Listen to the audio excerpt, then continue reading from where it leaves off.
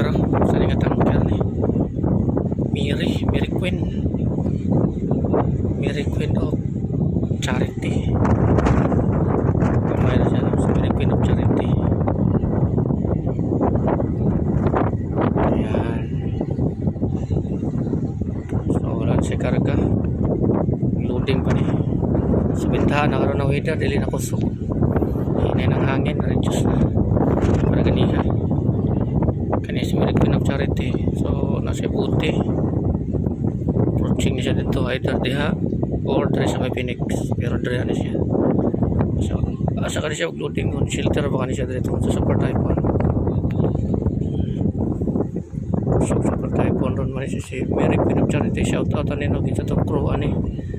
Mary Queen of Charity. Shout out sa crew sa Mary Queen of Charity. Sige nga nilang tanker ito. Experience likaw no? Kasi gamay loaded ni. Wala na, lubog na. Ang pa ako nagbalot wala na. Ano na nag-submarine. Pero tibay. Nagkunin sa fildohan ni Mary Queen. So approaching siya dito sa may Mactan. Mactan.